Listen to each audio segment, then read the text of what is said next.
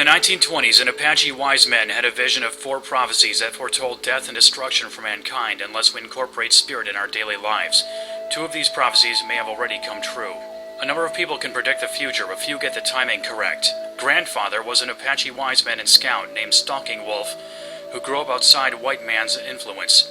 His many predictions not only came true in the manner he predicted, but also when he predicted. Grandfather had been wandering for several years and was well into his 40s when the vision of the 4 signs was given to him. He had just finished his 3rd vision quest at the Eternal Cave when the vision made itself known. He had been seated at the mouth of the cave awaiting the rising sun when the spirit of the warrior appeared to him. He felt as if he were in a state somewhere between dream and reality, sleep and wakefulness, until the spirit finally spoke, and he knew that it was not his imagination. The spirit called Grandfather's name and beckoned him to follow. As Grandfather stood, he was suddenly transported to another world. Again, he thought that he was dreaming, but his flesh could feel the reality of this place. His senses knew that this was a state of abject reality, but in another time and place. The spirit warrior spoke to Grandfather. These are the things yet to come that will mark the destruction of man. These things you may never see, but you must work to stop them and pass these warnings on to your grandchildren. They are the possible futures of what will come if man does not come back to the earth and begin to obey the laws of creation and the Creator. There are 4 signs, 4 warnings that only the children of the earth will understand. Each warning marks the beginning of a possible future, and as each warning becomes reality, so too does the future it marks. Welcome to what would be called the land of starvation. The world will one day look upon all of this with horror and will blame the famine on the weather and the earth. This will be the first warning to the world that man cannot live beyond the laws of creation, nor can he fight nature. There will come starvation before and after this starvation, but none will capture the attention of the world with such impact as does this one. The children of the earth will know the lessons that are held in all of this pain and death, but the world will only see it as drought and famine, blaming nature instead of itself.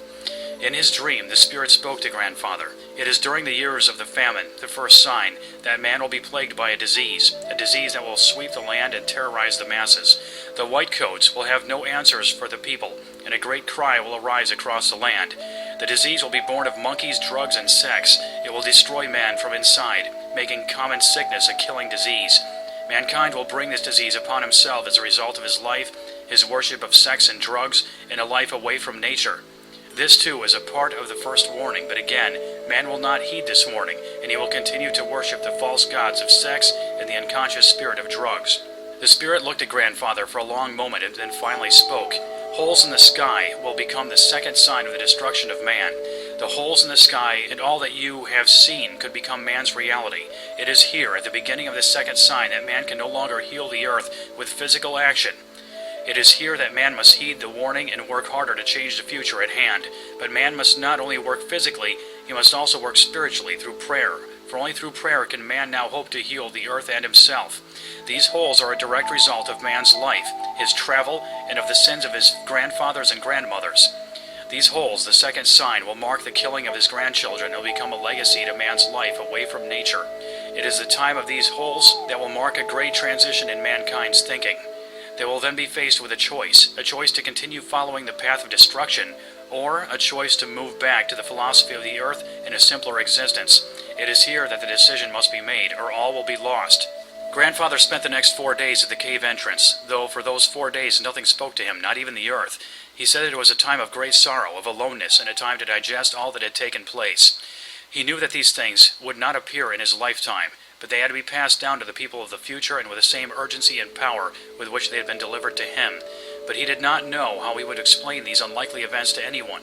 Surely the elders and shamans of the tribes would understand, but not society, and certainly not anyone who was removed from the earth and spirit. He sat for the full 4 days, unmoving, as if made of stone, and his heart felt heavy with the burden he now carried. It was at the end of the 4th day that the 3rd vision came to him. As he gazed out onto the landscape towards the setting sun, the sky suddenly turned to a liquid, and then turned blood red. As far as his eyes could see, the sky was solid red, with no variation in shadow, texture, or light. The whole of creation seemed to have grown still, as if awaiting some unseen command. Time, place, and destiny seemed to be in limbo, stilled by the bleeding sky. He gazed for a long time at the sky in a state of awe and terror, for the red color of the sky was like nothing he had ever seen in any sunset or sunrise. The color was that of man, not of nature, and it had a vile stench and texture. It seemed to burn the earth wherever it touched. As sunset drifted to night, the stars shone bright red, the color never leaving the sky, and everywhere the cries of fear and pain were heard. Again, the warrior spirit appeared to Grandfather, but this time as a voice from the sky. Like thunder, the voice shook the landscape. This, then, is the third sign, the night of the bleeding stars. It will become known throughout the world, for the sky and all lands will be red with the blood of the sky day and night. It is then, with this sign of the third probable future, that there is no longer hope. Life on the earth, as man has lived it, will come to an end, and there can be no turning back, physically or spiritually. It is then, if things are not changed during the second sign, that man will surely know the destruction of the earth is at hand. It is then that the children of the earth must run to the wild places and hide. For when the sky bleeds fire, there will be no safety in the world of man. Grandfather sat in shocked horror as the voice continued. From this time, when the stars bleed to the fourth and final sign, will be 4 seasons of peace. It is in these 4 seasons that the children of the earth must live deep in the wild places and find a new home, close to the earth and the Creator. It is only the children of the earth that will survive, and they must live the philosophy of the earth, never returning to the thinking of man. And survival will not be enough, for the children of the earth must also live close to the Spirit. So tell them not to hesitate if and when this third sign becomes manifest in the stars, for there are but 4 seasons to escape. Grandfather said that the voice and red sky lingered for a week, and then were gone as quickly as they were manifest. He did not remember how many days he'd spent at the mouth of the cave, nor did it make a difference, for he had received the vision he had come for. It was in his final night at the eternal cave that the 4th vision came to Grandfather, this time carried by the voice of a young child. The child said, "The 4th and final sign will appear through the next 10 winters, following the night that the stars will bleed. During this time the earth will heal itself and man will die. For those 10 years the children of the earth must remain hidden in the wild places, make no permanent camps, and wander to avoid contact with the last remaining forces of man. They must remain hidden, like the ancient scouts, and fight the urge to go back to the destruction of man. Curiosity could kill many." There was a long silence until Grandfather spoke to the child spirit, asking, "And what will happen to the worlds of man?" There was another period of silence until finally the child spoke again. "There will be a great famine throughout the world, like man cannot imagine. Waters will run vile, the poisons of man's sins running strong in the waters of the soils, lakes, and rivers. Crops will fail, the animals of man will die, and disease will kill the masses. The grandchildren will feed upon the remains of the dead, and all about will be the cries of pain and anguish. Roving bands of men will hunt and kill other men for food, and water will always be scarce, getting scarcer with each passing year. The land, the water, the sky will all be poisoned, and man will live in the wrath of the Creator. Man will hide at first in the cities, but there he will die. A few will run to the wilderness, but the wilderness will destroy them, for they had long ago been given a choice. Man will be destroyed, his cities in ruin, and it is then that the grandchildren will pay for the sins of their grandfathers and grandmothers." "Is there then no hope?" Grandfather asked. The child spoke again. "There is only hope during the time of the first and second signs. Upon the third sign, the night of the bleeding, there is no longer hope, for only the children of the earth will survive. Man will be given these warnings. If unheeded, there can be no hope, for only the children of the earth will purge themselves of the cancers of mankind, of mankind's destructive thinking. It will be the children of the earth will bring a new hope to the new society, living closer to the earth in spirit." Then all was silent. The landscape cleared and returned to normal, and Grandfather stepped from the vision. Shaken, he said that he had wandered for the next season, trying to understand all that had been given to him, trying to understand why he had been chosen. Grandfather had related this story to me in great detail during the night of the 4 prophecies. I don't think that any event had been left out, and his emotions and thoughts were such that he actually relived it for us. Thus the power of his vision became part of our spirit, our driving force, and a big part of our fears. I sat for a long time up on the hill. The fire had gone out, and all had retired to sleep for the night. Creation seemed to be at a standstill, awaiting this darkest part of the night to pass by. I felt alone and vulnerable, as if all of creation were scrutinizing my every thought. Grandfather had this vision sometime in the 1920s. The prophetic accuracy of Stalking Wolf's visions are quite stunningly clear thus far, both in their highly detailed descriptions and sequence of events as presented to the young Tom Brown and friends. Here is a prophesied timeline as interpreted in the context of the ongoing magnetic polar reversal. The first sign, African famine and AIDS spread. The second sign, holes form in Earth's ozone layer, permitting destructive solar rays. Third sign, magnetic reversal ignites a plasma canopy seen as red skies worldwide. Fourth sign, large-scale destruction of low-resonance human technology ensues. This interpretation of the timeline of Grandfather's visions is based on the notion that plasmas in our skies, now seen as auroras, will become more and more visible, eventually forming a complete canopy enveloping the Earth. Identical scenarios of firestorms and the Red Dawn are prophesied by several other indigenous traditions from the Americas, including the Hopi, Sioux, and Maya.